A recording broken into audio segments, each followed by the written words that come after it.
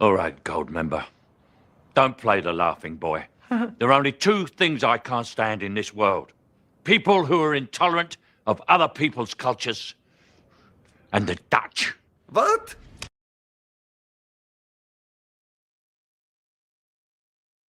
Yet to perfect the entrance after. But good morning. Good morning. I hope everyone is well. Does it sound normal? Does it sound the same? Is my microphone fucked?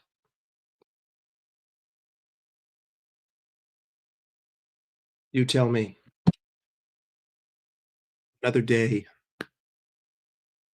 Friday, October 31st. Halloween, 2025. We still suck ass. We still suck ass. Not only do we suck ass, we're worse than ass. We are shit incarnate. I don't even know if shit could be incarnate, but if it could, we are. Big up, Krusty. Have you ever been to Anfield? Listen, the accents might be a little hard today because I am a little sick. But have you ever been to Anfield? Have you ever been there? Do you know what Anfield smells like? Have you ever got tea and biscuits from the quarterdeck? Have you ever been there? Hey, listen. James is entitled to his own opinion, all right? Everyone's entitled to their own opinion. There's no hostility here. If you want to say that people who are Arnie Slot out are the enemy of the club, who am I to tell you how to think? My job is not to tell you what to do. I am not the thought police. I'm just going to give you my analysis, my opinion, and I'm going to back it up. You can agree or disagree with that. And I know that whatever insult you throw, it's not personal. It's just about football. But I'm not here to police your thoughts. I'm not here to police your words. You can say whatever you want. You could hold whatever opinion you want. We ain't making beef.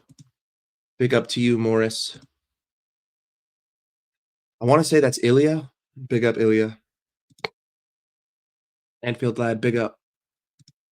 Big. Good to see you. Christian. James is a great guy. All right? One of the nicest people on the planet. Incredibly down to earth. Always available for a conversation. You know? Totally normal dude. He just has a strong opinion. That's it. And he's entitled to that strong opinion. We're not going to hold any... Jesus. We're not going to hold anything against him for having that. I'm going to have to drink a lot of water. I got a lot of fluff. I'm sick with something. We've been live for 13 days in a row, people. 13 days in a row. Nuts. And even though I'm sick, I had to make it 14 days. Because you guys have been growing this rapidly. And it's not me, it's you. Big up, Akia. Doing up toxic gaslighting.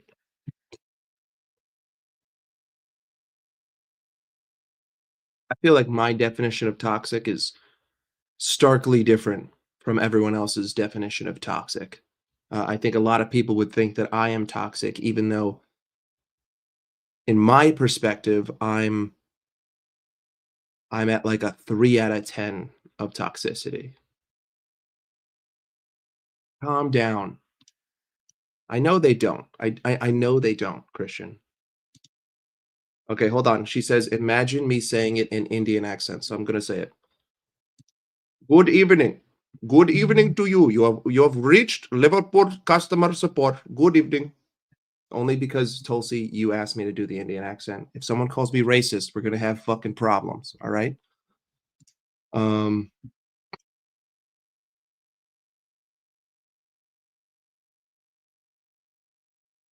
Listen, we can have this conversation. We're gonna get into this, all right? We're gonna get into the whole slot in versus slot out mentality, all right? We're gonna talk about that. We're gonna talk about the differences. We're gonna talk about the perspective behind that. You guys know I'm Arnie slot out, but you know why. You know why I'm Arnie slot out. It's not me versus James. Come on, man. What are we trying to stir up beef for?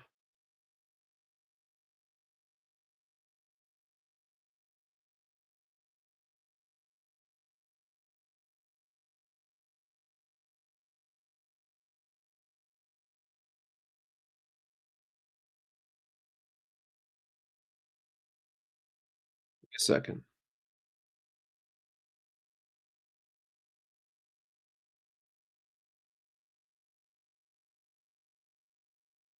There's no beef to be had. James is entitled to his opinion. So is every slot inner. Like, if you want the manager in, I'm not. I don't hate you. Like, you shouldn't hate someone for that. You just disagree. That's it. You just disagree.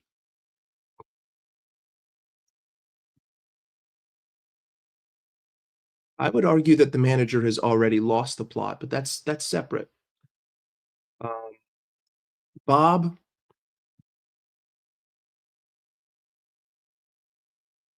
let's hope it's a radioactive spider, and I become Spider-Man. I hear you. If slot changes what we want and we go on a winning run, slot in guys will flaunt. Guys, I don't think people understand, right? When you say when I say I want Arnie Slot out of the club, that means as of today, based on what I'm seeing and based on what I'm predicting. If I pull the trigger on something, it's because I feel like I'm early, not because I'm late. If he does a full 180, okay, great. That doesn't make me a flip-flop, right? If you completely change the way you are and you move forward positively, I'm not a flip-flop. I'm not. If you had a brother who was addicted to gambling and was always asking you for money, right? And you stopped giving him money, and a couple years go by and he never gambles again, would you start to trust him with your money? Would that make you a flip-flop if you gave him money after that? If you made a stance of I'm no longer giving him money, and then he proves that he can handle money and you give him money, are you a flip-flop? No, you've changed your perspective based on action.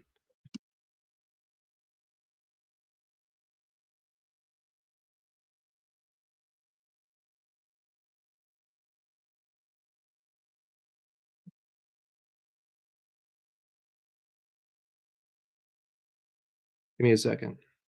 I'm just texting James.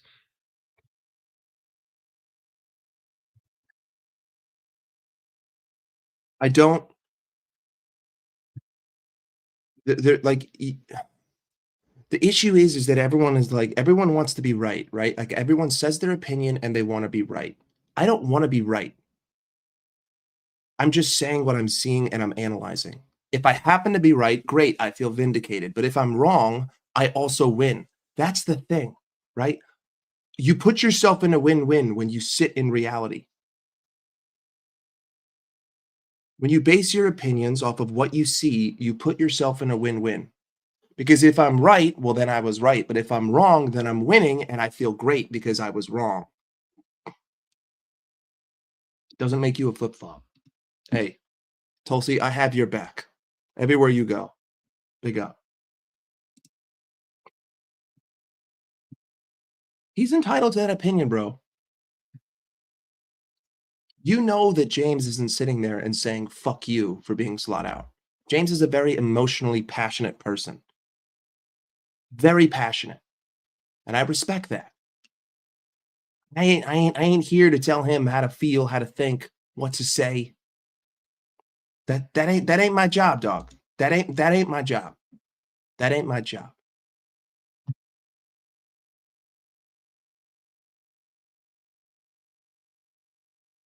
That ain't my job. Give me a second, people. Give me a second.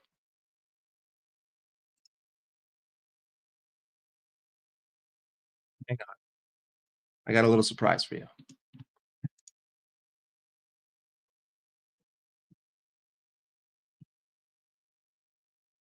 That ain't my job. That's not what we're here to do. Hey, McCoy, I'm going to cuss you anyway because you're my boy. If I cuss you out, that means you're my boy. If I throw insults your way, that means we have a certain level of rapport together. You're the man, dude. And even if I did, bro, things change. Don't take it personally.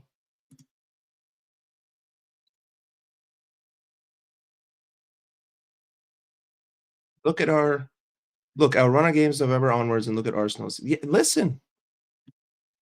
But guys,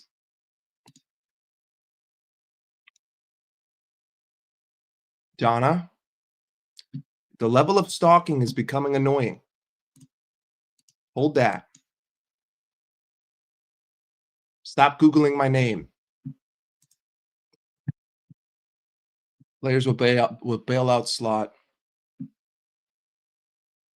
Guys, all it's going to take for Arnie Slot to turn people's minds around is to actually change. Now, based on what he said today, which we're going to get into, it's further reinforcing my feelings of what's happening. It's further reinforcing it. But I would love to be proved wrong here. You're going to have to forgive the slightly lower energy. See, bro, we don't have to agree. Guys, we don't have to agree. Me and Paul probably disagree on 500,000 different things, but we don't have to. And even if I disagree with him on something, even something so fundamental like the manager at the football club, I'm not going to hold anything personally against him. But in the conversation of football and football alone, if I say you're an idiot for wanting Slot in, that doesn't mean you're an idiot. That means that I think that your opinion is of an idiot. Do you understand? People don't understand how to like banter about something without making it personal. It's not personal. It's not personal. I'm not feeling great. I'm a little sick, but we've been live for 13 straight days, and today's the 14th. And because it's the 14th, the second straight week, technically we have already hit the hours we need to hit. I see you, James. I was dressing it up. I was dressing it up. And now I see him going, oh no. I was dressing it up. 14th straight day. Listen, this fucking non-alcoholic beer drinking Midwestern white piece of shit Kansas City Chiefs fan, Denver Broncos. I'm gonna hold it there. I'm gonna hold it there, TJ. Big up to you. Big up to you. But either way, guys, the man, the myth, the legend, the chicken on a can of Coke is here. Hold on. Whoa, I'm still not here, but I'm here. There we go. Yes. Widescreen. No, why is my phone going off the second that I start? Don't worry about it. Don't worry. It's all good. Right. Mikhail, how are we, sir? You're all right? Yeah, I'm a little under the weather, but I'm all good. I'm all good. All things considered. Did you hit yous over there as well? Tom's not well over here. My mum's not well as well. Everyone's got the fever. I don't have a fever. I've got like a sore throat. Got like a little bit of a stuffy nose. My roommate was just sick though. I think the fucking bastard got me sick. Feel like you've been done up the arse there, Mike. A little bit. You know, there might be a goblin that's sneaking into my room at night. We all have those days. Where you feel like the goblins made an appearance. 100%. 100%. Yeah, man. Big up. By the way, absolute preach every word you said at the start of the stream. Like everyone's, like for instance, me. I just went on a tirade on Twitter because we all do that, don't we? I feel like that's a normal human thing to do. 100%. And I called everybody. This might include you. It definitely includes Cal. I called everyone who was Slot out the enemy because I have an agenda, and my agenda is that I want Slot to stay in. Now, does that mean that if me and Mike lived within the same society, I believe his practices and the way he lives and his attitudes should now be removed out of society because he wants slot out. No, I don't. But on the situation, as Mike said, you can have an idiotic opinion, in my view, without me thinking you're an idiot overall. That's the whole point of a different opinion. Like, people say this, like even when it comes to religion, people will say like, oh, all religions, you know what I mean? Like, be nice to all religions. Like, but if you stick to your religion, you're probably not going to agree with another religion. Do you know what I mean? But then you get the people who say, we agree with all of them. It's like, you can't. It's a fundamental thing you can't do, but we can live with each other. Do you know what I mean? It's like, 100%. It's as simple as that. And it's not that deep in football. You don't have to not like a person. I still don't agree, like, letting politics get over relationships and so on and so forth. But I will somewhat get it for that. Football, come on. Can't lose a friendship over footy. No. I mean, listen, my opinion has always been the same. I'm not here to be the thought police, you know? Like, it's not my job to tell you how to think. It's my job to tell you what I think. And if you disagree with that, that's perfectly fine. But, you know, it's a disagreement and it ends there, full stop. You know, like this isn't about me wanting to be right. If anything, I kind of want to be wrong, right? And then of course you do. Of course you do. If I'm wrong, but guess what? We're both laughing our way to the bank, and you get to banter and you get to say, "Look at you, you're a bitch. You doubted it," and I'll be like, "Yeah, but you know what? I was right for a second. I was like, right." If we win 5 leagues in a row, I'm gonna look at you on that 5th league title and go, "No, sit down. You go to Old Trafford." 100%, 100%. But the thing is that I'll say, you know what? I was wrong. Wrong. He changed. I was wrong. Guess what? If we lose the next 3 games, I'll be sitting there and I'll be further putting my face in it. Like, do you know what? The foresight that I had that maybe this could change just was completely wrong. And I am dreading that day from potentially coming, because if it does, it's coming very soon, because we are so far into the losses now. We're so far into the bad form.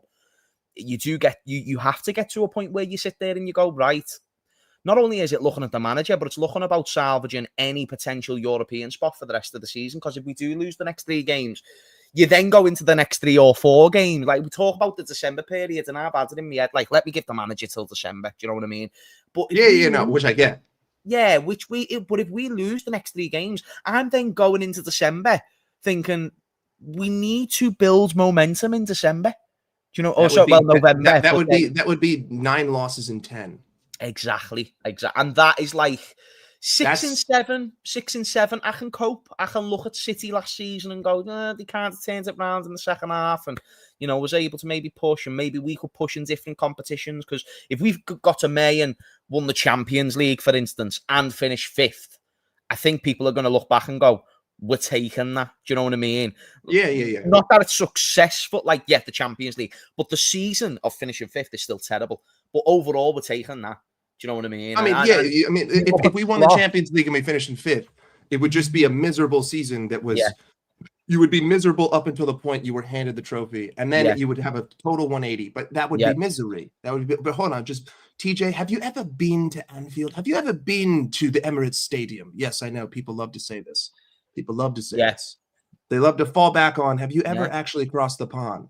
You Yankee bastards, have you? I'm glad I didn't for that Carabao Cup game, because I would have paid $2,000 to watch a bunch of fucking youth players play. That was, he needs to play the 4-2-3-1, the 4-3-2-1, similar to Klopp. Okay. Listen, I think it's very simple, right? Everyone can have their own opinion. It's just you have to have a backing behind it. You have to have an analysis and a reason. And I don't want to just hear people say, I support Slot because he won us the Premier League. I'm like, okay, that's fine. You do you. I'ma do me.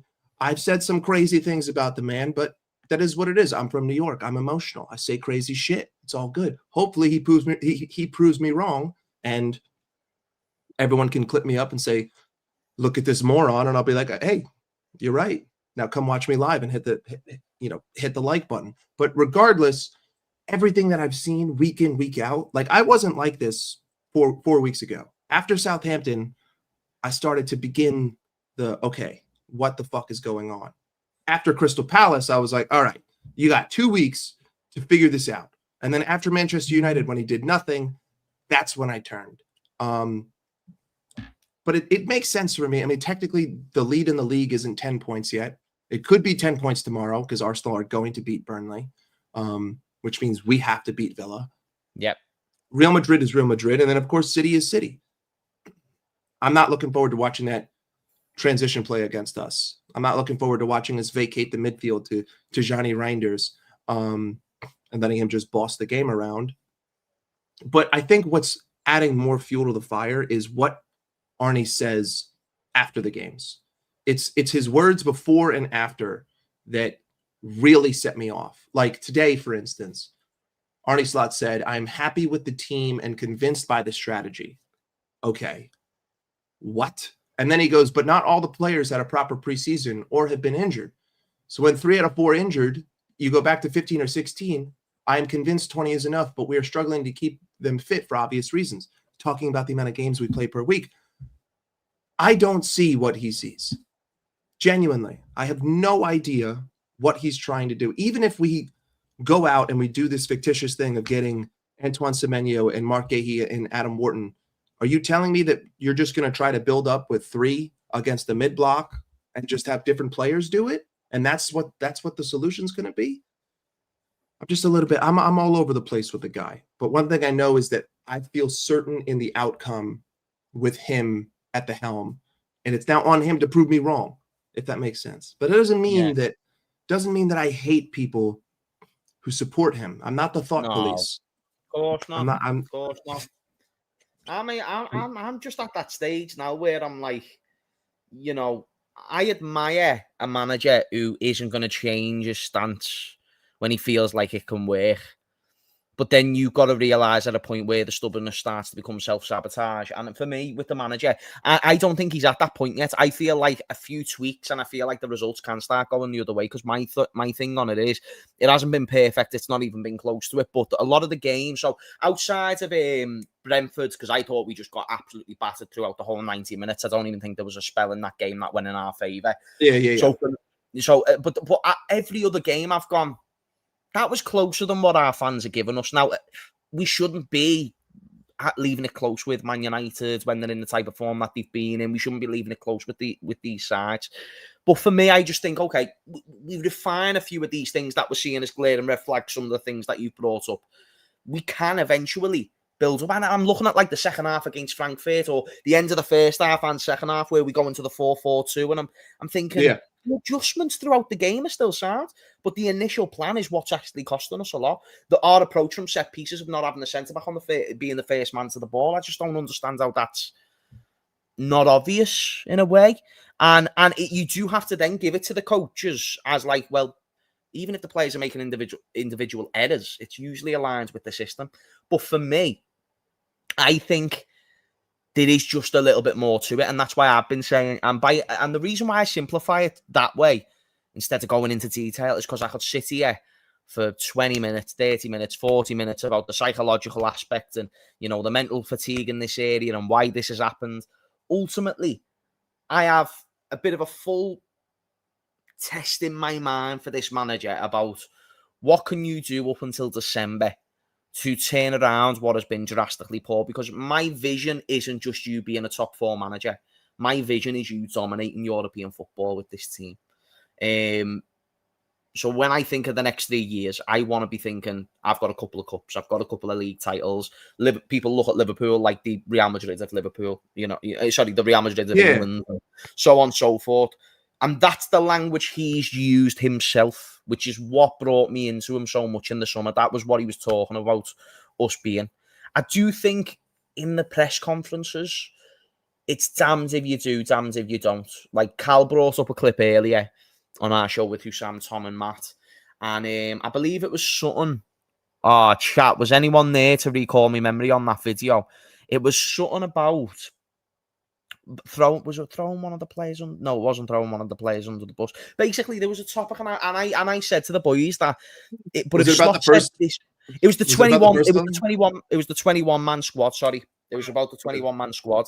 And Cal was like, "Well, don't we need more than that?" Because Slot said he was happy with a 21-man squad, and I said, "But if he came out and said we needed more players, then other people had just come out and start saying, well, look how much you've already spent, this, that, and the other. So it was a bit of a lose-lose answer, I felt, which in a time of poor tactics, which you've showed, tactical inconsistency, which he showed, you are gonna, like, your words are so fucking glaringly in the media. But James, it's just like, to me, all I want to hear someone say that I haven't heard once is flat out, we're not good enough.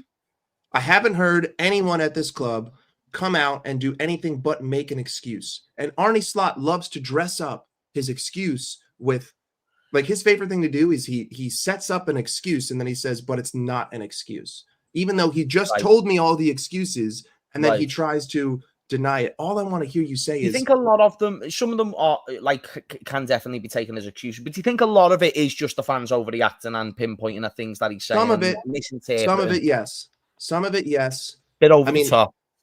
Technically, it's not like anything he's saying is technically wrong. It's just why, right? Like, why talk about long balls when you're not going to address why? Like, don't sit here and act like teams are playing differently against us than they were at the second half of last season. There's nothing that's changed between every single game. The last 6 games has looked like Arsenal away, has looked like Everton away, has looked like Brighton at home last season. It's all the same. The one thing that I'm not buying that other people are trying to sell me is that these signings have created new problems. I think every problem that exists at this football club existed at the back half of last season. It's just, don't piss down my neck and tell me that it's raining. Like, I know what's going on. I know why. I don't want you to point out the whole symptom to the issue. Like, just give me the solution. Flat out say, we're not good enough. Like, the players aren't good enough right now. I'm not being good enough. I'm not making the proper adjustments. But you know, all I will contest you there, Mike, is that the type of language you've used, it appeals to you. It appeals to what you want to hear in a time of crisis, which this has been. I get it. Not even PR. I'm about appealing to you. I just mean there's a way I want to respond. I think that's why Klopp would connect with me and you a lot, because the way he would say things, it would be more our language. I would just say I wouldn't expect a man to be different in his down times to his top times. Not in a sense of like emotional state and all that, but I just mean the way Slot was in his interviews when we were winning. I've seen no difference to when we've lost. And what I mean, the language consistency in his interviews is it's just talking about the game. If he saw something wrong in us when we were winning, it weren't talking about the bad. It was just like, this is how we won the game. This is how we done that. This was still, but he was always critical still after wins. That was one thing I noticed. And now he's just not going to go over the top and just say, right now the players aren't good enough. I'm not good enough, because he understands that line, that way of communicating it. It's just not preferable to the way he thinks. He just thinks of the individual issues and, you know, just speaks about what happened in front of him. So I get why that's not appealing to what we want to hear in a time of crisis. But it is also linguistically consistent to how he's always spoke in post-match interviews. That's all I'd say there, which I'm all right with a manager. Barring what we've seen on the pitch, just in his approach in interviews, I'm all right with a manager having that sort of, just like, that's what happens. Do you know what I mean? It's not an excuse, which he said today, but it's sort of still an issue. But it is. You know? It is. It's just, my problem is that you're saying all these things. He's basically said the same thing before and after every game for 6 straight games, right? And I haven't seen you try to make one, like, your actions are not representative of your words. He's not sticking to any changes he's making, is he? Your words are analysis, but yet your actions differ every game. I mean, I'm not going to sit here and hyper analyze the Carabao Cup game. Like, you've been that at the beginning. You said, fuck it, we don't care. And then whatever. I mean, obviously, if you did that, that means that the hierarchy of the club was okay with just tossing away this trophy. But you've also now, you know, consequentially put immense pressure on the next 3 games. Like, these have to be wins. There is no other formula. But it's not just that. I have to see a different performance. I have to see something, because, like, even if we played the same way, if we win the next 3 games and we played the same way that we did against United or Chelsea or all that, I will still sit here and berate him, because I don't believe in the long-term vision. And I see what he's trying to do. And I just think it's so backwards and stupid that there's no way that anyone could actually genuinely think that this could work. And if it does, you know what? Then if it does work, then I'm the kind of guy that was looking at the cell phone saying, you're an idiot. You're an idiot for thinking that cell phones are going to be the future. And then, of course, 20 years later, I'm sitting here with a fucking iPhone. But nonetheless, it's still. But I mean, and at the same time, I would be kind of right if he does change and then we start winning games. No, then it justify what you were saying. It's not. Both people you're are right. The only way you can be proven wrong is if he starts to win with what he's sticking to at this moment.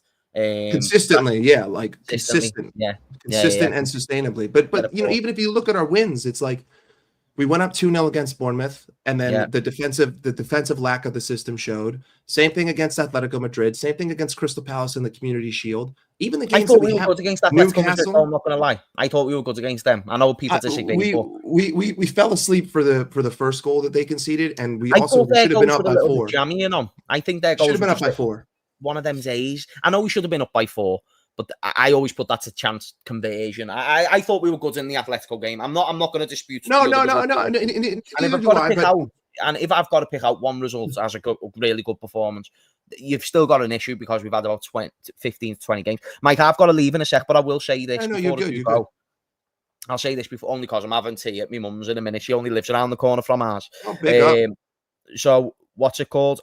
For me, everything that, like, whatever issues people will have with you and the way that you communicate things, chat, it's like, if we see over the next 3 games, say we win our next 3 games, we see a different style and we win those games, Mike is completely justified in everything he said to this point. Then it actually proves his point more clear. You know what I mean? Like, you can fixate on the way he's communicated it or whatever. Everyone's going to have a style of preference. I'll apologize for certain words said, but at the same time, I will be correct. I will be correct. Yeah, but he is so sure in his opinion that the only way this works is if change happens on the pitch or off the pitch, and it might eventually lead to both. Until then, it's like, you know, even people on my side of the fence who desperately want Arne Slot to stay, desperately think that, or really do think that he can turn this around. He needs to start showing that. This decision that he paid, which I don't like, I condemn massively the way he approached the Crystal Palace game in the Cup. I said this on Instagram. I said this on all my platforms. 1 nail. By the way, he's put 1 nail. He's put really 1 nail in his own coffin. And that's why you just better hope this Aston Villa game goes in your favour. Not just a win, James. I need to see a thrashing. Performance. I need to see a thrashing. I need to see what I saw last. I need to see a 2-0. They didn't even have a sniff at goal. Yeah, if not more. But you know, again, damned if you do, damned if you don't. I totally understand your perspective. If the goalkeeper has a world class day and we only win 2-0, then it's all right. You know what I mean? As long as we both want the same thing. That game, if we defend well, we win our duels and we score fucking goals, then I think we're all right. You know what I mean? Like, we get the basics covered. But guys, I will have to shoot. All right, chat. Yeah, no, 100%. Have fun. Smash those likes. Big up, James. Appreciate you. Mike. I'll speak to you tonight as well because we'll be on Husam's channel. So big up. Big up. Enjoy your tea. Big up, James. See, people. Motherfuckers all the way. Hold on. Big, you're acting like I want to fight with people. I don't want to fight with anyone. I want to have civil discussions, right?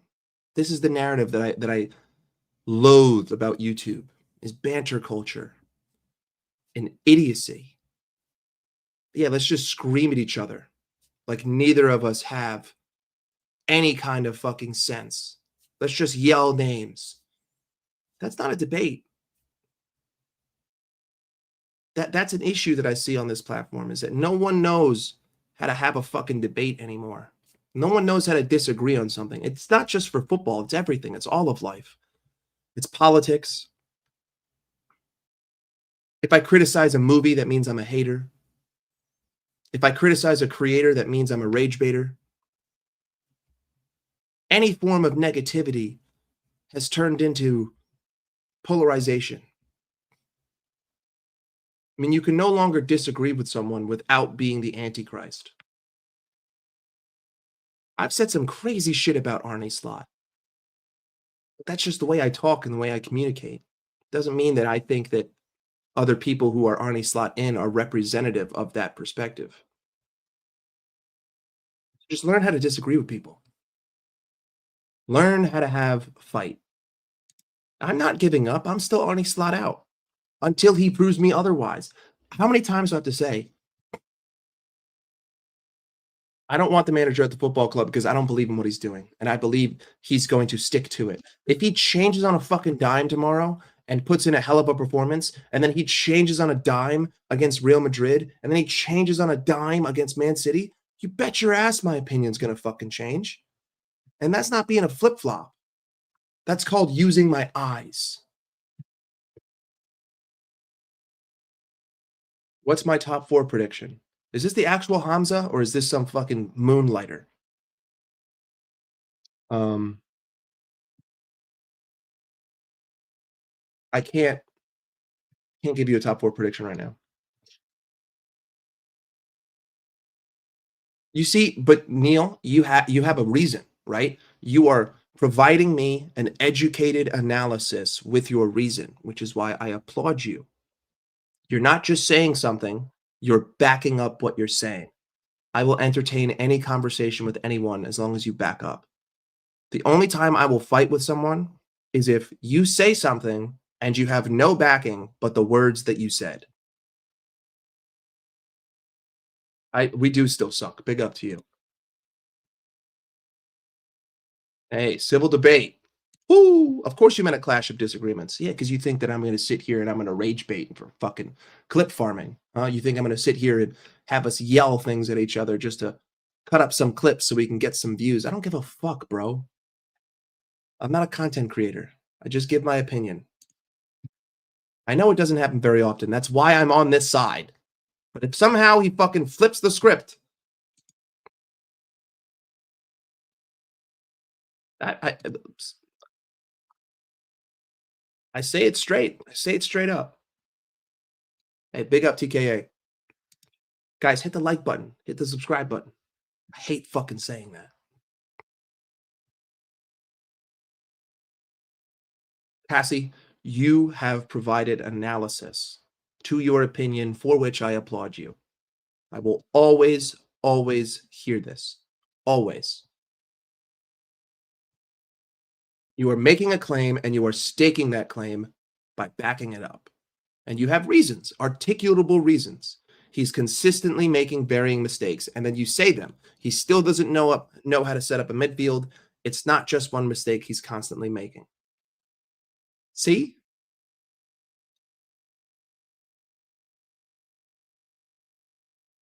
I don't doubt that. They could. Let them be emotional. They're allowed to be emotional. They can be emotional. Stop taking the words they're saying so literally. Stop taking it as like a vindication against you.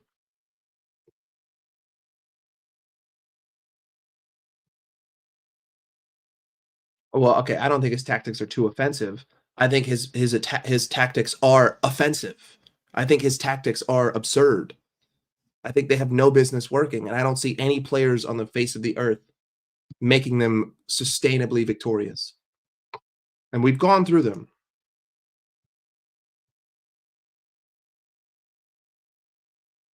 Different strokes for different folks.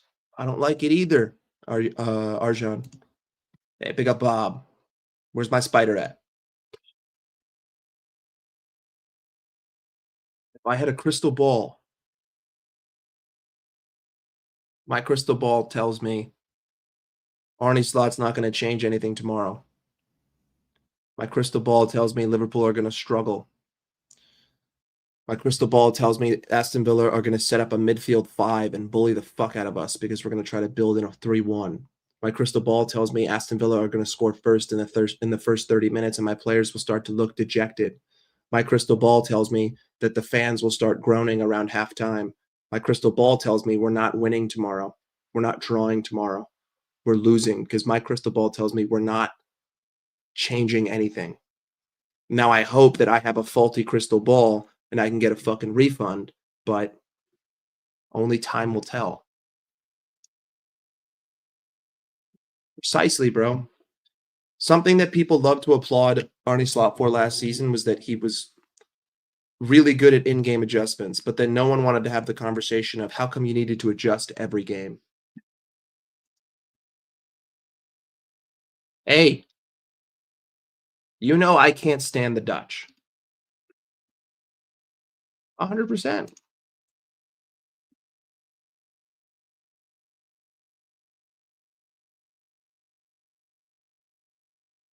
I don't like Opta. I don't like any of these stat websites. I think you have to use stats sparingly, and you have to put context behind all of them. You know, by the stats, Brentford didn't even have a 3xG, but I felt like Brentford should have scored like 8 goals that game. They just didn't play the right ball at certain times. Listen, for us, this isn't a they versus us. It's we all have different opinions and we all want the same thing. We all want Liverpool to win. As long as Liverpool win, everyone's happy.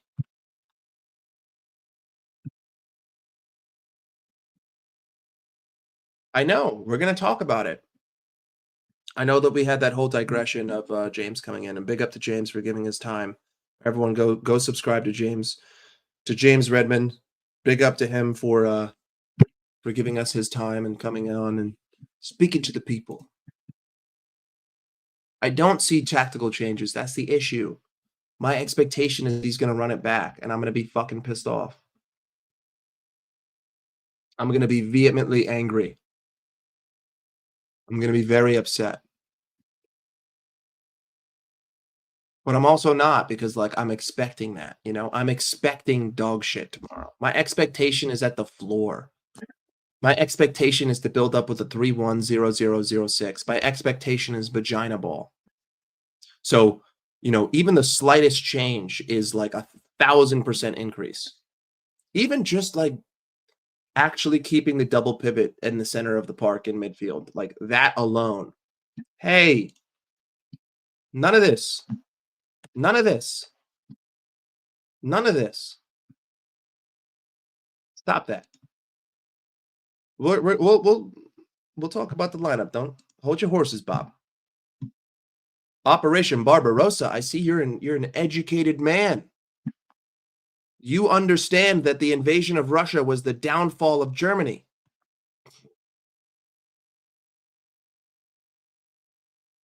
Never start a war with Russia on the precipice of winter, and never invade Russia with spring clothing. Operation Barbarossa was a fucking failure. They made the mistake. They made the mistake. Big up to you. You're a very educated man. I know. We're gonna trust me, guys. We're gonna watch the fucking press conference. James came here, shared his opinion. Big up. It digressed us a little bit, but we're still gonna do what we set out to fucking do. We're gonna watch the press conference. We're gonna break it down. Then we're gonna put what we think Arne Slot is gonna set up, and then we're gonna talk about how we think it's gonna go. The Germans are coming. Yes, they are. The Germans are coming. The Germans are coming. Big up to you. I not care much of what Slot say in press. He is not very good talker. My judge is what we see on the pitch. Bob, I'm starting to get the sense that English is not your first language. Have you ever been to Anfield? Big up to whoever said, someone pointed out who I was imitating. Big up to you.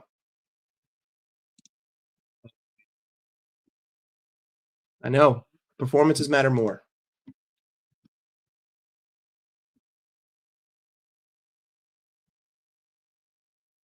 Too much, brother.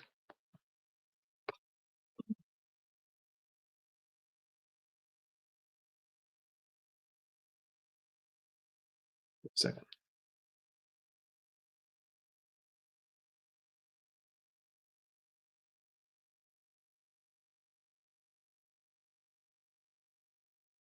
Big up.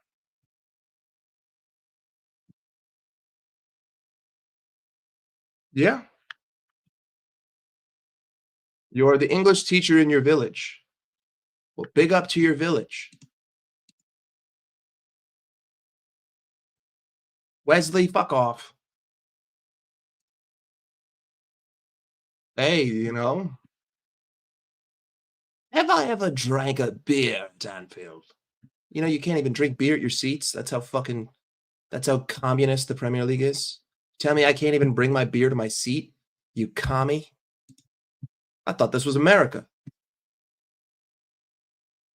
Kirkes is so beyond rash. I feel like Kirkes is put in a position to fail, but even in just like the basic fundamentals of football, his heavy touch, rash, overcommits. It's not. It's looking peak. It's looking bleak for Milos Kirkes.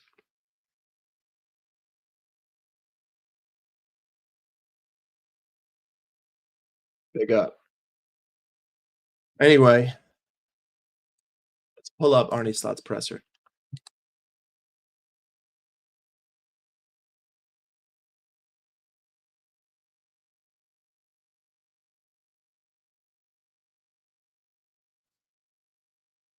See what this fucker has to say. Give me a second now. I'm going to go to playback speed, 1.25, closed captioning on.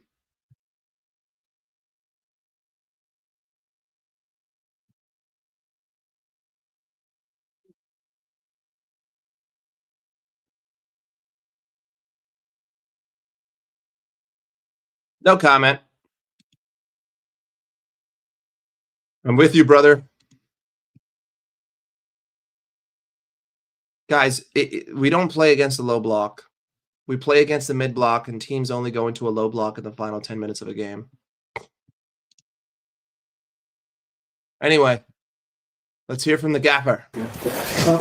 Can I get the first latest on Gravenberch and Curtis Jones and Isaac? Yeah, you can. Ryan trained with us yesterday, and the other two I didn't yet. Are you expecting them? What's the time scale on those? Yeah, as I said many times, in the end phase of the injury, things can go slow down a bit, things can go faster. Let's wait and see where they are. But like I said, Ryan trained with us for the first time yesterday. Will train with us today, and then we're gonna make the call if he's able to start, yes or no. And the other two are probably 99.9% sure not in the squad Saturday. You talked about squad depth after the game against Crystal Palace. What is it you think you're missing? What do you think that you need? We miss nothing, so I'm happy that you asked this question. I'm completely happy with the team, with all the quality we have, and I'm also completely convinced by the strategy and the policy we have. But that makes it the issue, if you could talk about an issue, is that not all of them have had a proper pre-season or have been injured during the season. So then when 3 or 4 are injured, you go back to 16 players. So I am a firm believer in the fact that 20, 21 players are enough, but you have to keep them fit, as we did last season. And we are struggling a bit more to keep them fit for, in my opinion, obvious reasons, because Alex is a great example of this. Came to us, I think, the 1st of September. A few others have missed out on pre-season. A few others have had their injuries in pre-season. So it has been more difficult than last season to keep them all available. And if then a few of them are not available, then it comes down a lot towards the same players. And maybe last season we were more lucky, and now we're a bit more unlucky. Again, no excuses for our results before people are going to say this again. But we had to play a lot of away games with only 2 days rest in between. Notice how he just said no excuse. Notice after dressing us up with an infinite Bible of excuses, one of the last things he says is, but it's not an excuse. He said he's completely convinced with the players we have and the strategy. But the reason why the strategy isn't working is because they didn't have a preseason, so they don't get it. Well, only one player didn't have a preseason. Only one. And he's your number 9. He doesn't play in midfield. In fact, the only one that didn't have a preseason is in the only area of the pitch where we don't have a problem. We can score 2 goals a game. So, our starting 11 is pretty much scoring 2 goals every game. So the only player that actually doesn't have a problem is the one who didn't have a preseason. But as Arnie said, he is totally convinced in this strategy. He is totally convinced that this will work. He is totally convinced that a lack of preseason for one player is the reason why it's not working. That's what he has told us. Because Isak didn't have a preseason, this don't work.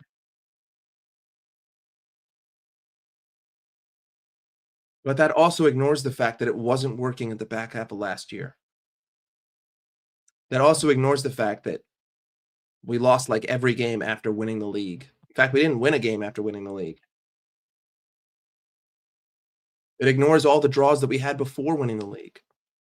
It ignores everything that Arsenal did while we were trying to win the league. It's not based in reality. That opinion is absurd. And to me, that sounds like someone standing their ground and not moving, which worries me. You cannot be stubborn when the results don't go your way and you spend 500 million pounds. If we didn't bring in anyone this season, like let's just say like Kirkes was my only signing, I'd be like, you know what? The manager wasn't backed, doesn't have the right tools. These guys are tired.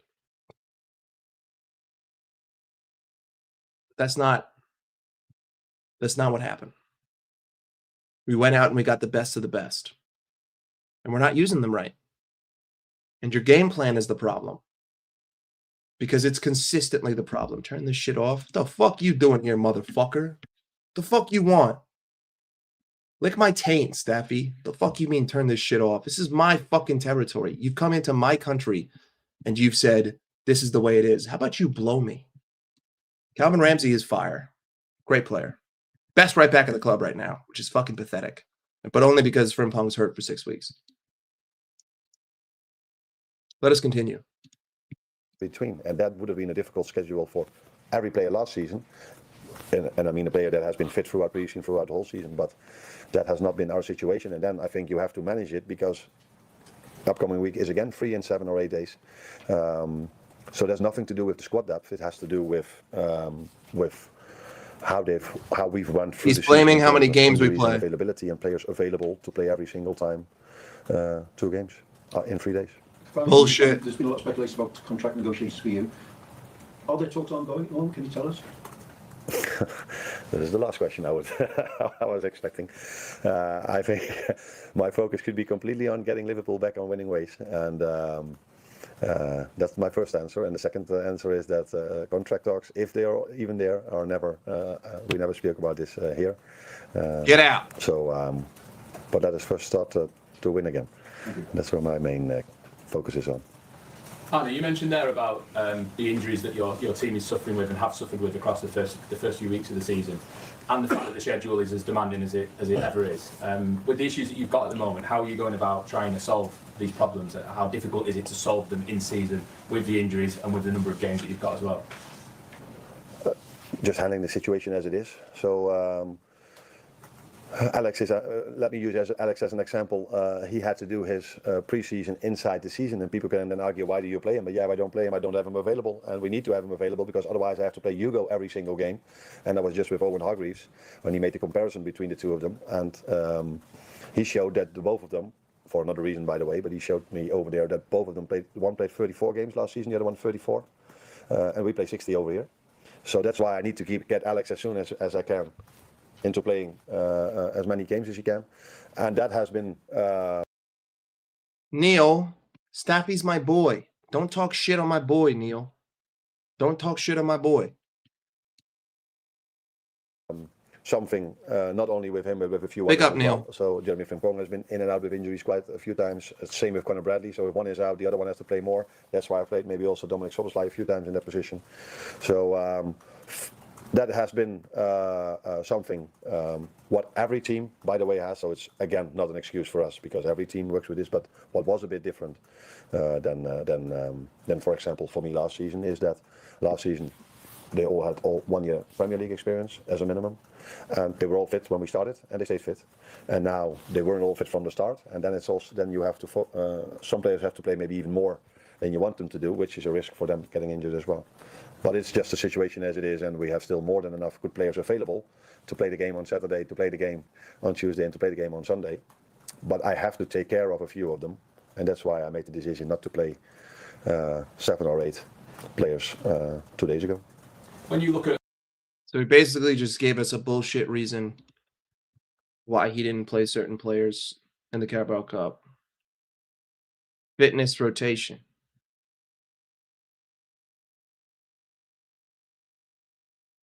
Players can't play because they ain't fit. All right. Bet. I mean, I'm exhausted at this point, bro. The players can't play because they ain't fit. Bro, the players can't play because you vacate the fucking midfield like a punk bitch. The players can't play because you're asking them to play like a bunch of headless chickens. I mean, this is such bullshit. Pick up. Good day to you, TW.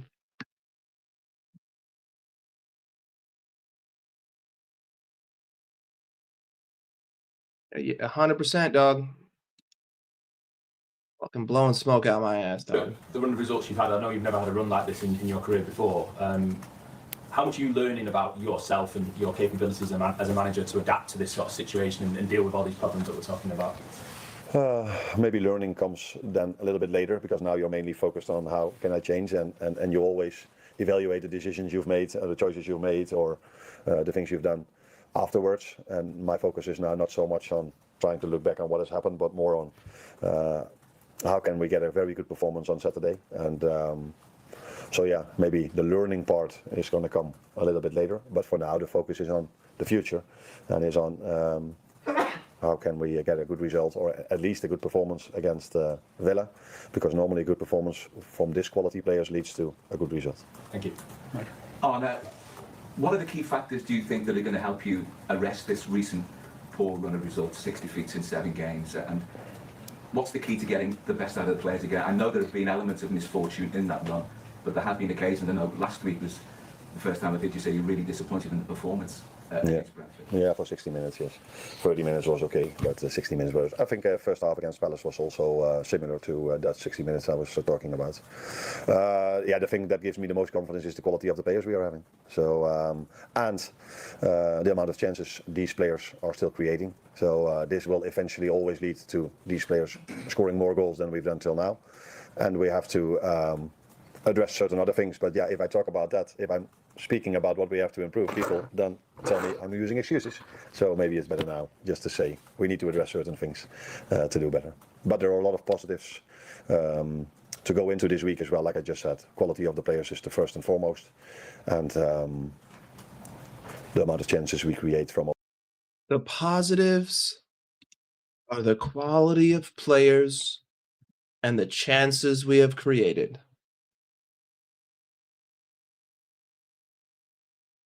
Those are the positive. The quality of player and the chances we've created.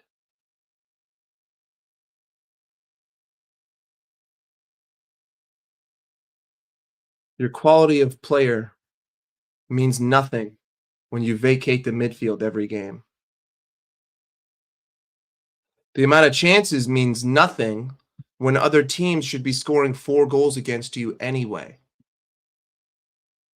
The quality of chances means nothing when the way that you set up offensively leaves you like a gaping hole defensively.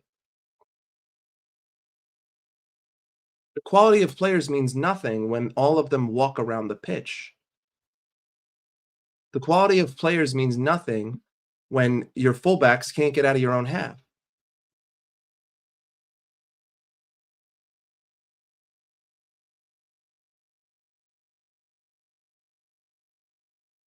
Pointing to the amount of chances we have created is symptom-based analysis. I expect that. That shouldn't be a positive. That should be the expectation. My floor expectation should be that I'm creating the most chances in the Premier League.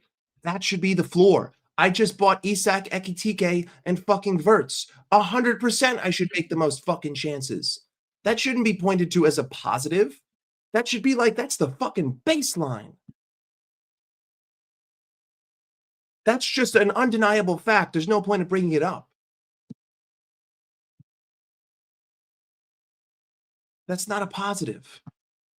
That's the obvious statement. Yes, you've created the most. No shit.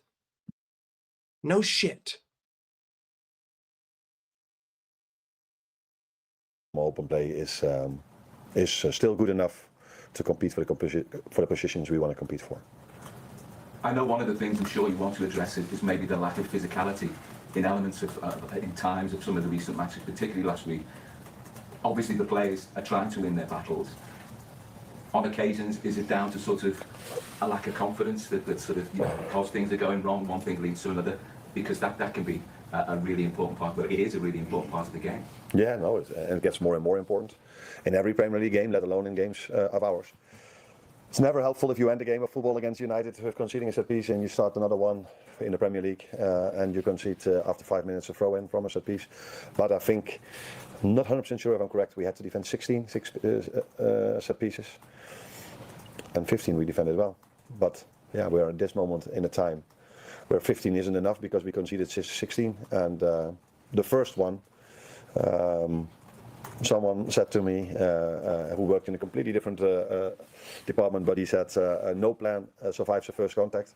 And that is also a little bit what makes it difficult if you are 5 minutes in the game and you're 1-0 down. That is never helpful for confidence and for the plan you're having. But like I said, if I liked a little part of the game, it was the part after we conceded 1-0, because at that moment of time we were creative, we created our chances, but we couldn't score, and then in the last 10 minutes it became more of their game again, and eventually the way we conceded the 2-0, yeah, that is something that is far from our standards.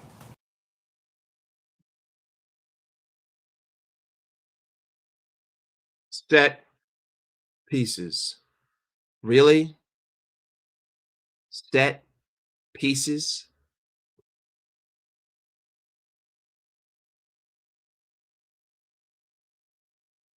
So if they had scored any of the other goals that they should have scored from open play, and they didn't score the ones from set pieces, would you still be saying we're conceding too many set pieces? I mean, this is just happenstance analysis. Like, it just so happens that the ones that are set pieces are going in and the ones from open play aren't. It doesn't change the amount of fucking chances you're conceding. Crystal Palace should have scored 4 open play goals against us in the first half of the Premier League game, away. Brentford should have scored more from open play. Hi, Arne. There's been a lot of discussion in the last few weeks about long balls, and a discussion about your discussion of long balls. The next 2 opponents in the Premier League, long balls, Man City, play less long balls than anyone else in the league. So, do you think that this might help you impose your game on those teams, or do you think maybe those teams will try and adapt their game to try and focus on what could be seen as a weakness?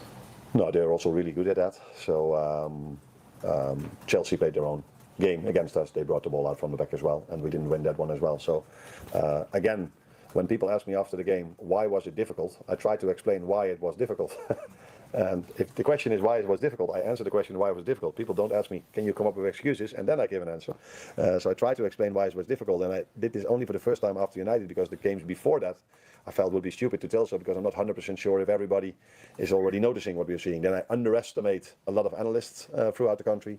But if it happens after the 10th game and 9 of them were so much focused on long balls, then I think it's fair to say for me, if you ask me the question, why is it difficult, to say this without opening the eyes of upcoming opponents. These two... Arnie Slot. You want to know what my question would be to him? Arnie, you've faced 590 long balls so far this season. Do you think that perhaps vacating the midfield in defensive transition and offensive possession is the reason why players get so much time to play long balls? That's the right question. You see, I wish I could be in these press conference rooms to ask him questions, because that's what I would ask. And then I'd love to see him try to answer that. Arnie, we know that that teams are playing long balls against you, but last year they were kind of doing the same. And last year, your revert to type in a game where you couldn't build out from the back would be to play long balls of your own, because we did play long balls in the second half against Brentford. You abandoned the build up from the back on the floor, so you decided to go to Mamadashvili and go long, and you lost every second ball. So my question is, do you believe that the structure that you have set up has made it more advantageous for other teams to play the long ball against you? Yes or no? That's the right question. Because that would make him think. You know, a big problem is just the lack of substance that these questions have. I mean, these reporters have no idea what they're talking about. I can't disagree. It's up to the team to prove me wrong.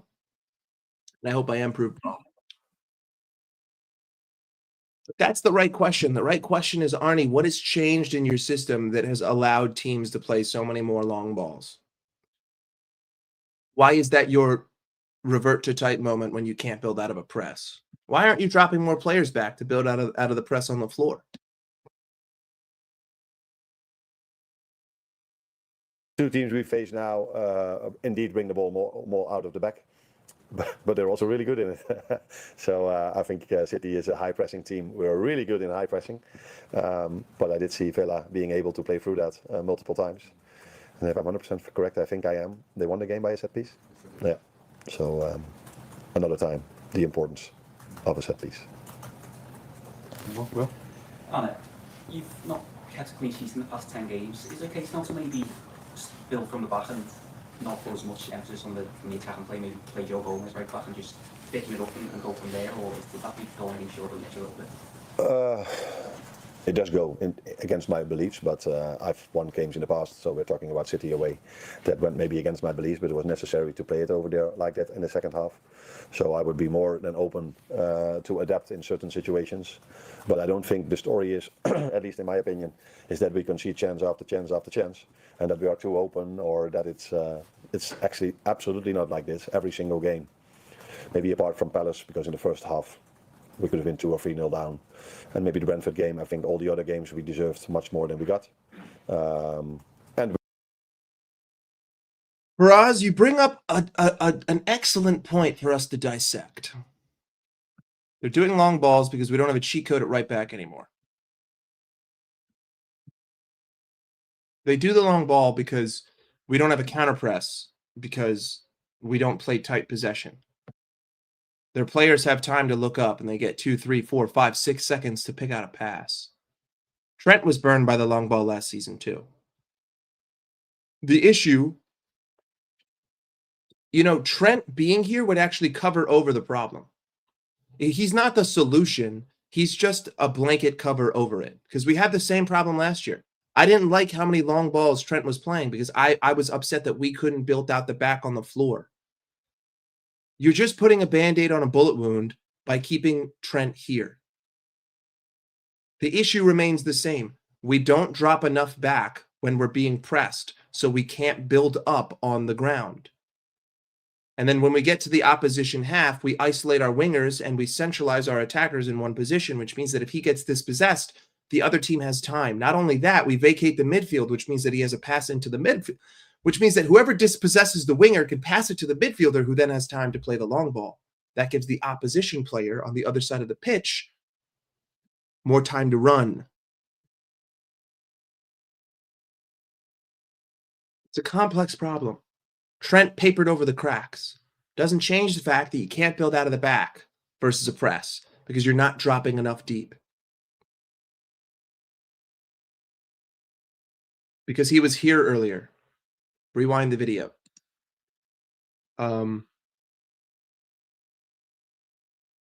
It just papers over the cracks. That's it.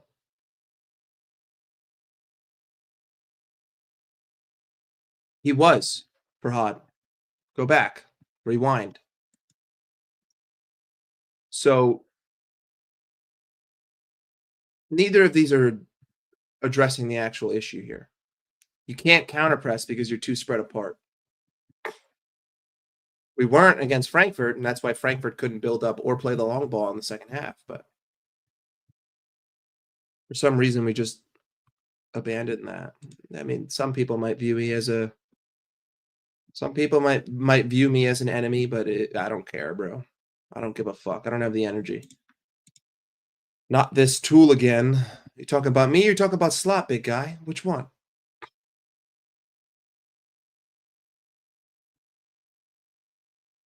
Big up to you.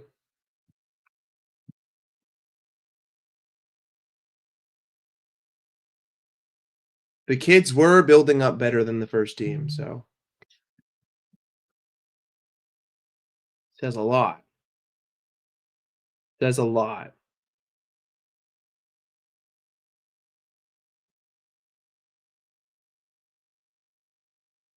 If your engine is not good, how can we press? There's a difference between a press and a counter press.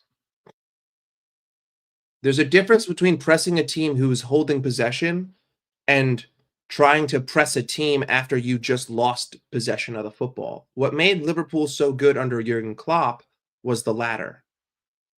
We would press teams after we were dispossessed and we would win it back quickly. We can't do that anymore because we don't have the proper structure. When we set up in the 4-4-2 and we're pressing a team that's just sustaining possession, it's actually a decent press. We're clogging passing lanes and we're making it difficult for them to build up. So they play a lot of U-ball, right?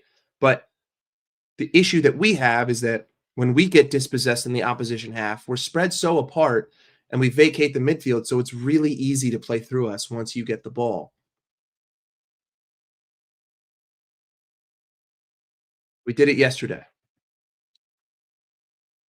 99%. Let's finish this press conference. We hardly conceded a chance, even this week with the team I put out, which played for the first time together. I think they only conceded 3 big chances. Unfortunately, all 3 went in. But that's because they were big. No, they weren't chances, they were big chances. So I don't see us conceding a lot of chances, so I don't see a reason to change our playing style completely. He doesn't see us conceding a lot of big chances. He doesn't see us conceding a lot of big chances, so he doesn't see a need to change the play style. Even though we have a +2 goal differential and we've lost over 12 games in the year 2025, he doesn't see an issue in the chances that we're conceding. He doesn't see an issue with 46 goals for and 42 goals against. He doesn't see an issue with that. He doesn't see an issue with 12 losses. He doesn't see an issue. Guys, statistically speaking, Liverpool should only have conceded half the amount of goals. You know, it's just not going our way. He doesn't see an issue. But yeah, we need to do better in not conceding goals. That's for sure. Michael, that's all. Do you look at Villa, who had a very difficult start to the season, as a sign of how things quite quickly can turn around? I think didn't win in the first 6 matches. Yeah. You're obviously in a difficult position right now, but Villa is quite positive. So is that a sign that, as I say, it can turn around quite quickly after that? It's also a sign that it's better to do it the way they did it than the way we did it.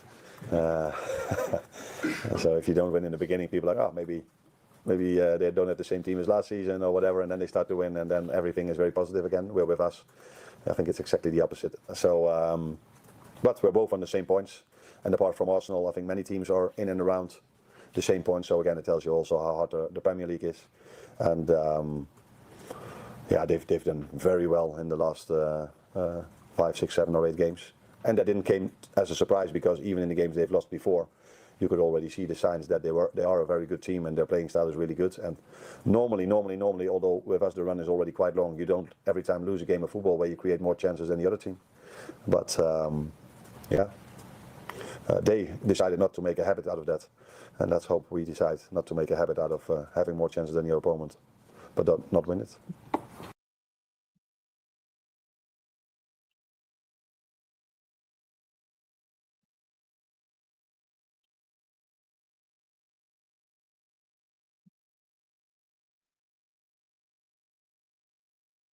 live action replay of my analysis of that press conference. All right, gold member.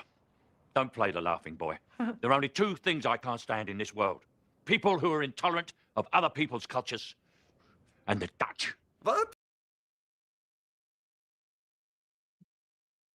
I can't stand the Dutch anymore, bro.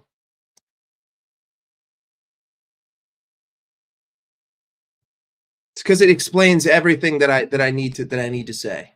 It explains everything.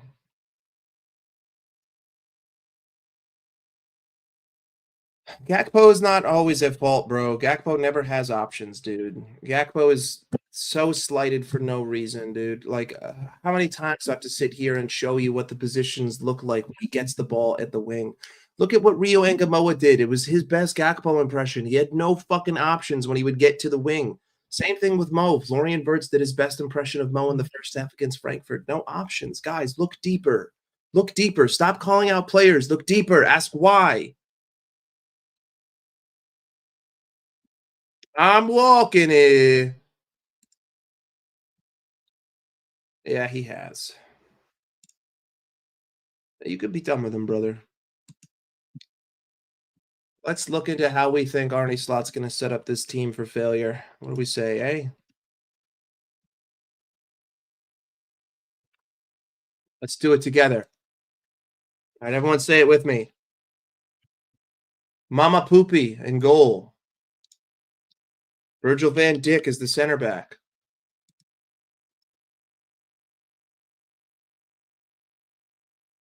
Robert Hoare at left back. Ibrahima Kanat, center back. Connor Poopy at right back. A double pivot of Alexis is the slowest player on the face of the earth.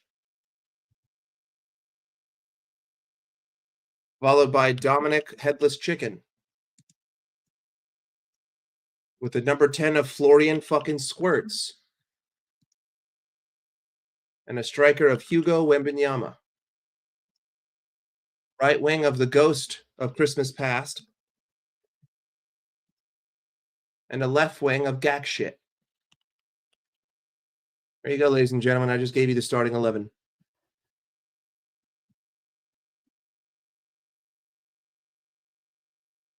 This is the team that you will see tomorrow. Except this is the formation that you're going to see.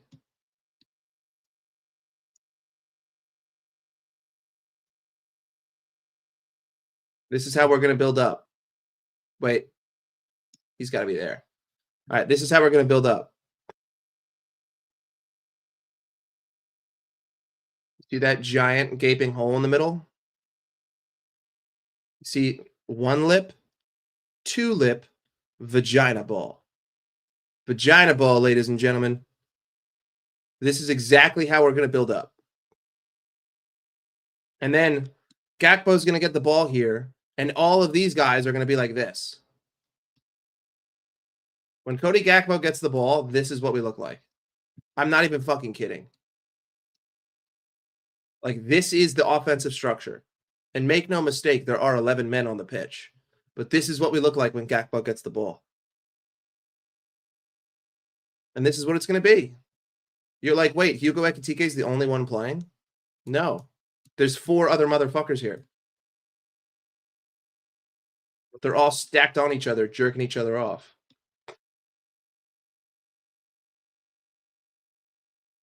That's how we're going to look, people.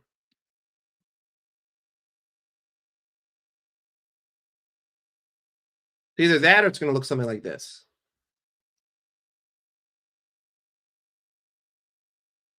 That's what it's going to be.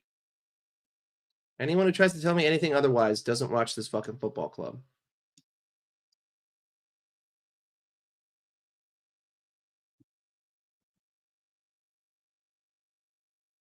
Vagina ball's in, dog. This is the status of Liverpool on Halloween 2025.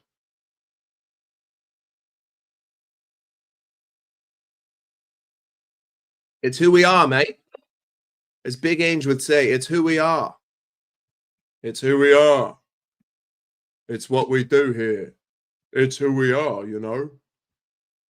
I don't change my playing style for no one. We're going to live and die by this sword. And tomorrow we're going to die. Oh, 100%. 100%. You know he's going to bring on someone else. Honestly, Gravenberch is fit. So we might see Sobo and Grav. And then McAllister would come on and Soboslai would go to right back. And then McAllister would take up Soboslai's position. I do think Ramsey should start. Ramsey's performance against Crystal Palace was like the best right back performance in a traditional sense that I've seen all season. And that's saying a lot. That's saying a lot, except for fucking Frimpong, because Frimpong's great. Frimpong is great. Morgan Rogers. Do you guys know Morgan Rogers? Do you guys know that Villa play with a midfield 5? Have you guys ever heard of pace and power before? They're going to bully you guys. They're going to bully your midfield. They have 5 midfielders. They're going to occupy the chlamydia zone. They're going to dominate the ball. They're going to control the tempo of play. They're going to park their butts in the middle of the pitch.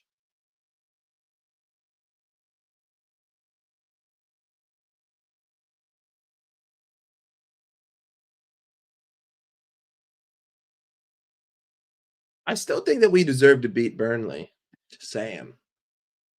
It was a handball. I don't know what to fucking tell you.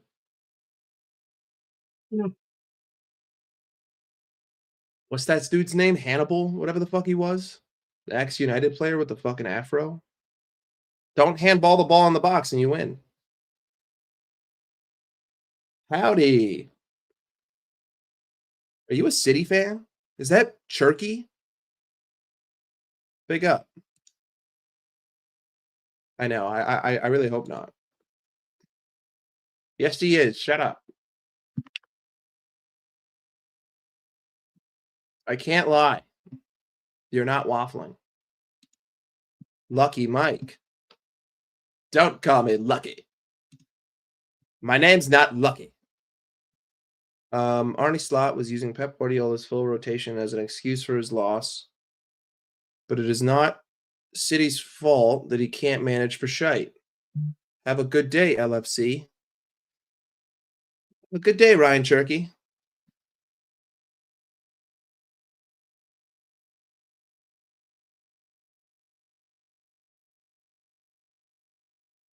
Ryan Cherky, you have yourself a great day, big guy.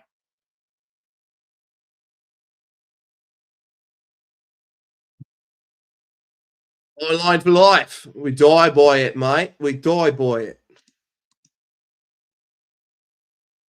Frimpong is a right wing back.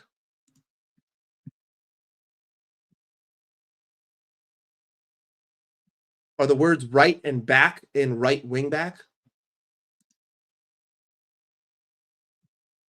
That's what I thought, biatch.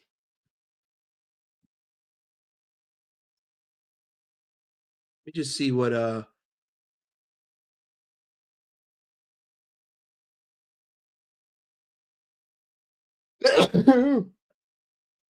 everyone say bless me. Notice how I caught the sneeze with my arm, but there's a little bit of room here.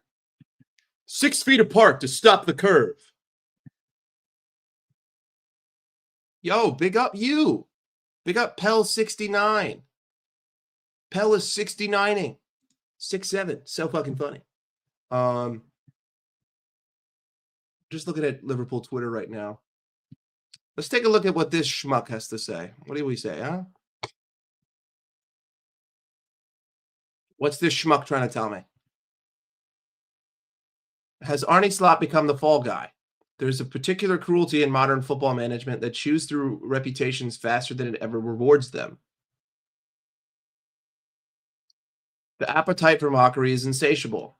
4 defeats in a row in the league, a defense that gives up chances like confetti, and a side that rarely resembles anything resembling cohesion. These things matter, of course they do, but some measure of patience is surely owed. Go fuck yourself.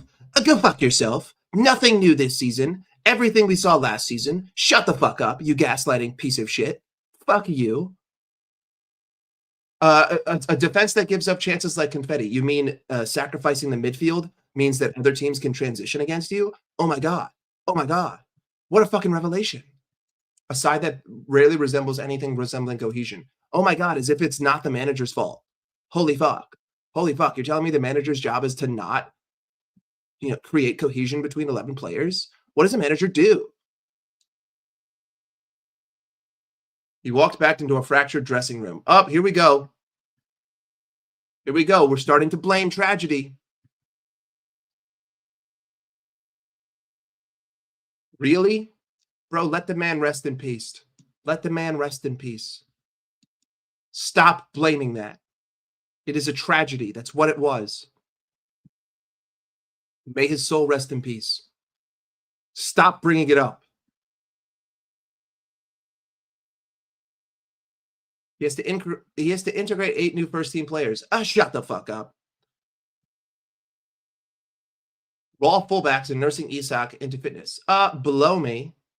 The midfield looks bare. No shit, it looks bare because we don't fucking occupy the midfield, you dumb fucking asshole. Fuck off. We don't have a shape, even when the game is 0-0. Fuck the underlying metrics.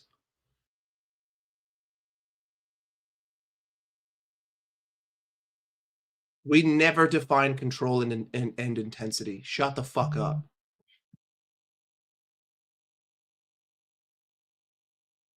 This is just so not true, bro. He is the reason why the team is like this, because it was like this last season.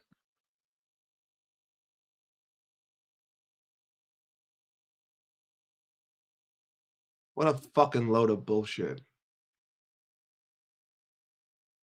And this is what pops up on my Liverpool feed. What a fucking load of shit.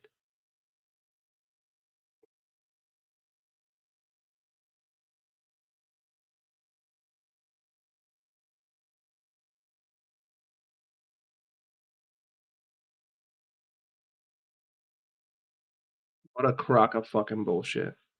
Yeah, tell that to Sunderland. Tell that to Sunderland.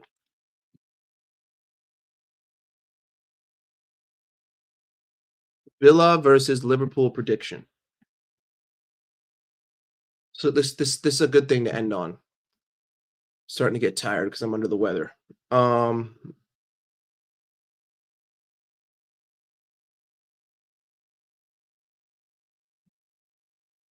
There are no new problems that have risen because of the integration of new players. That's the argument. Every problem we had was the same before we brought them in. So nothing has changed. They just haven't solved it.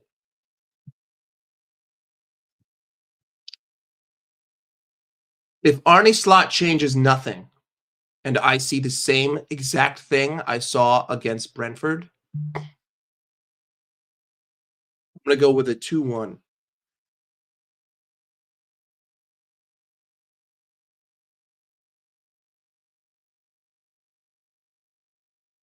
I have made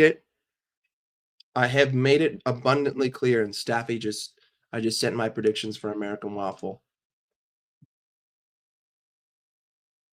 I will not predict a loss or a draw for this team ever. As a fan, when it comes to the watching of the game, I have to remain positive. Just for the sake of manifestation, I have to say that we're going to win. I don't believe my words. When I tell you what I think the score will be, I don't believe my words. Just know I'm saying it under duress. Imagine there's an imaginary figure in my head pointing a gun right at my skull and telling me, say it. So I don't believe this when I'm about to tell you. I do not believe this prediction, but I'm going to make it anyway. 2-1 to Liverpool. But I don't believe it. I'm going to say 2-1 to Liverpool, but I'm not believing my words. I'm calling myself out. I'm saying, Michael, you're a fucking liar. And I concede. I am a liar. I'm lying to you right now. My prediction publicly is 2-1. My private prediction is much different. But for the sake of being a top red, I will never predict a draw or a loss.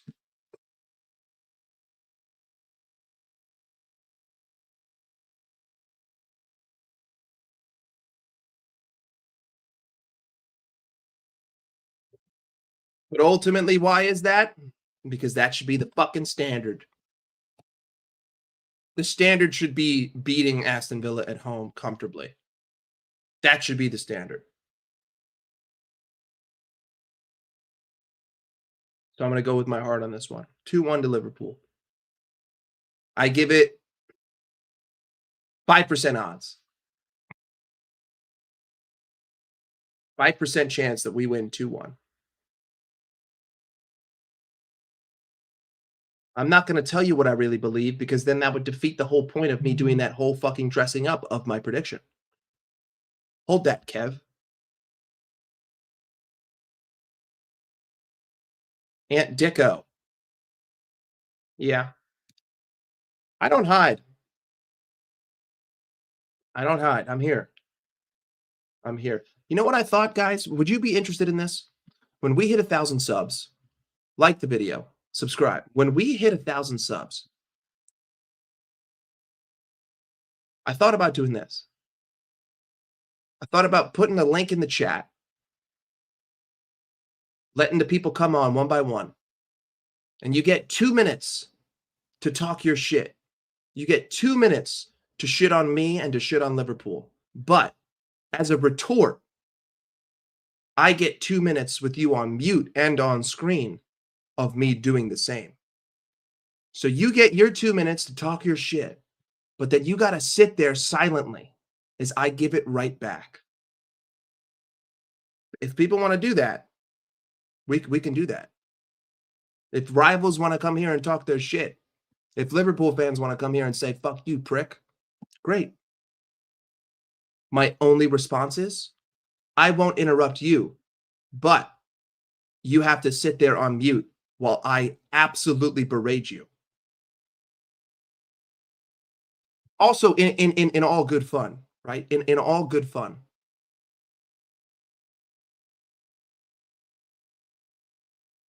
See, now, if you do this, you're banned. If you do this, you're banned. But it's all in good fun. Like, this isn't like, oh, fuck you, pussy boy, bitch made, cuck loser. No. Basically just the banter hour. You get to have your say, but you got to take it. And also, Kev, if you were to do that and then you left, well, then everyone in the chat knows that you're a pussy. If you were to call in and talk your shit and then you leave before you get berated, I wouldn't have to say anything because the chat would know you're a coward. Now, I'm not saying you're a coward, but if you did that, that would be pretty cowardice. So actually, you know what? Like, that would really just air all the losers. Yeah, see, this is why I'm airing ideas. It could be terrible. I don't know.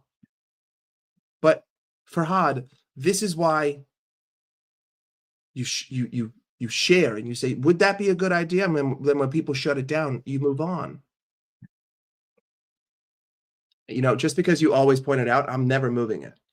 It's staying there. It's staying until Arne Slot wins. It's staying there. It's staying there. I also don't even know how many people would even click on a link. Well, most people just want to sit there in silence and not even chat. So.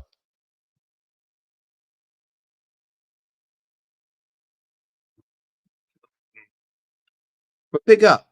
If you haven't said anything yet, say something in the chat. Just say anything. Let me know that you're here. Let me know you're not a robot. Hold on. Oh, that's me.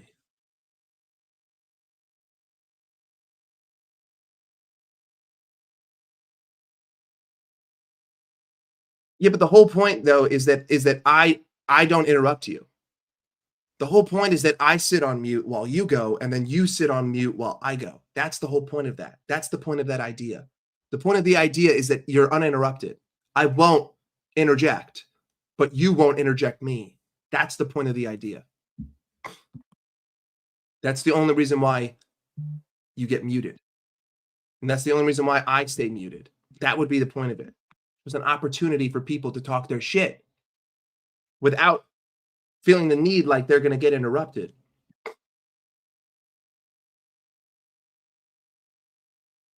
It's not a bookmark, guys. I had steak the other night and I just didn't put the knife back. I hope not.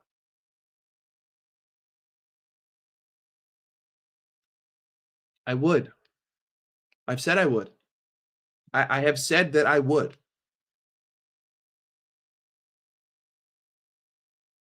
Yeah, we just watched the whole thing together. It's looking peak. You're right. It was a week ago. You caught me. Sue me. Sue me. Oh, you hear that? Bless me again.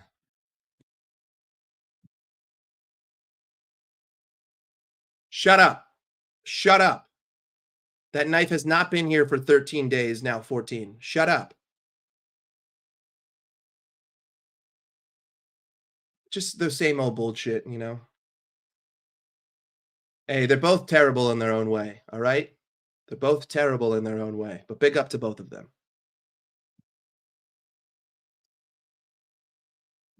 I don't eat fish.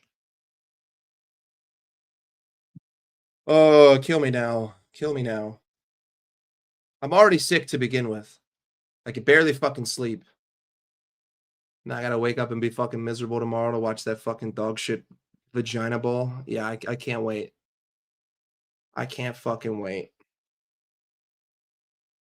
It's gonna be peak, brother. How many fucking subs are we on? Hey, 859. Keep it going that way. Let's keep it going that way. We're 141 away from 1,000. 141 away from 4,000. On 1,000.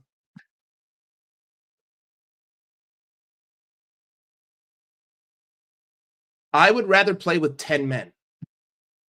I'd rather just, you know, give ourselves a red card and field 10 men.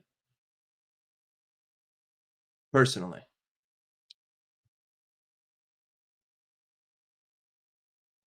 That's another thing. I will, like, if there's a game at like 7 o'clock in the morning, I won't be able to do a watch along. I won't. I can't be loud. Fuck off, Donna. Fucking creepy bitch.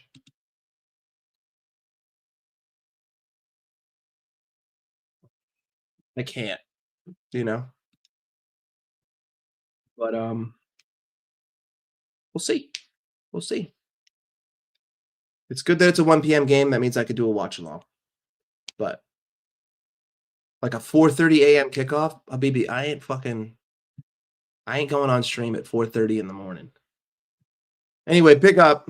I'm losing my energy. I'm feeling sick. I gotta rest.